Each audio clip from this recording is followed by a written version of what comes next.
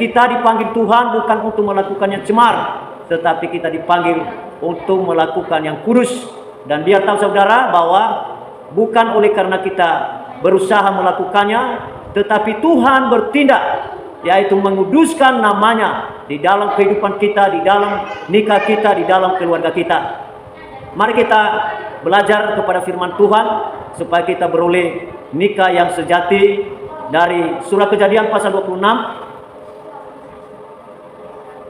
ayat 8. Kejadian pasal 26 ayat 8. Setelah beberapa lama ia ada di sana, pada suatu kali menjenguklah Abimelek, raja orang Filistin itu dari jendela, maka dilihatnya Ishak sedang bercumbu-cumbuan dengan Ribka istrinya.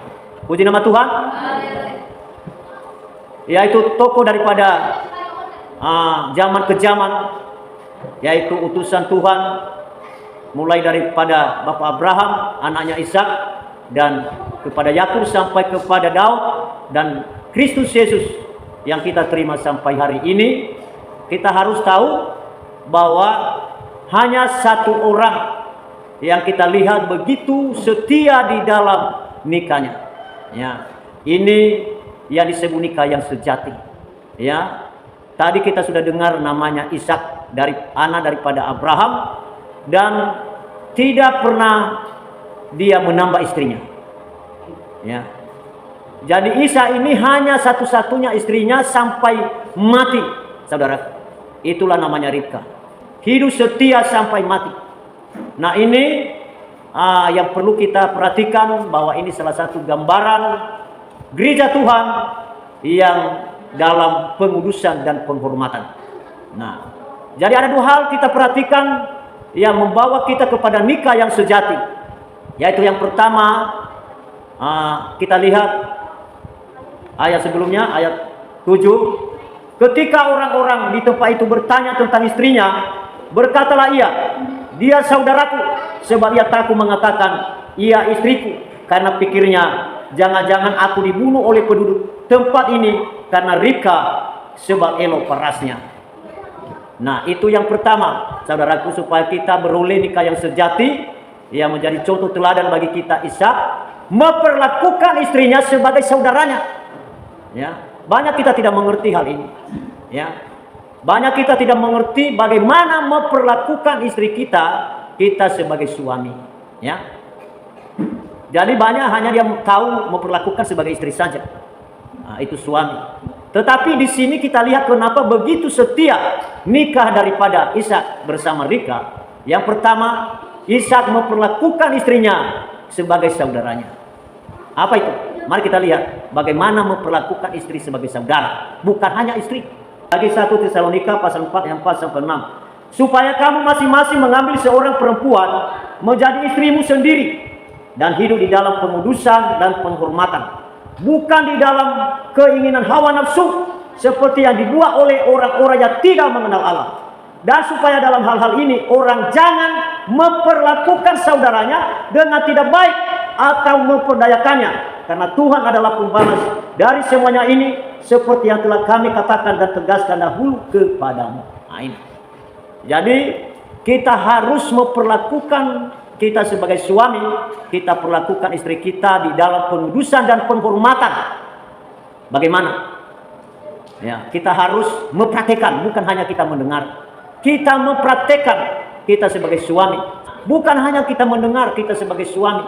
Bagaimana saya memperlakukan istriku dalam pengudusan dan penghormatan. Itu makanya ibu-ibu istri yang suaminya tidak takut akan Tuhan, tidak gereja, tidak ibadah, ya, jangan salahkan siapa-siapa, salahkan dirimu sendiri. Bagaimana pergumulanmu terhadap suami? Ya, karena ini tanggung jawab suami. Kalau suami sudah tidak akan takut akan Tuhan, tidak gereja, tidak ibadah, sudah beda. Tidak seperti yang dikehendaki Tuhan. Ya, itu tidak sedikit banyak orang ya tidak akur nikahnya, sebentar cerai, ya ganti gonta, ganti daripada suami istri, cari suami baru, cari istri baru, saudaraku ya. Ini masalah ini, karena tidak ada nikah yang sejati.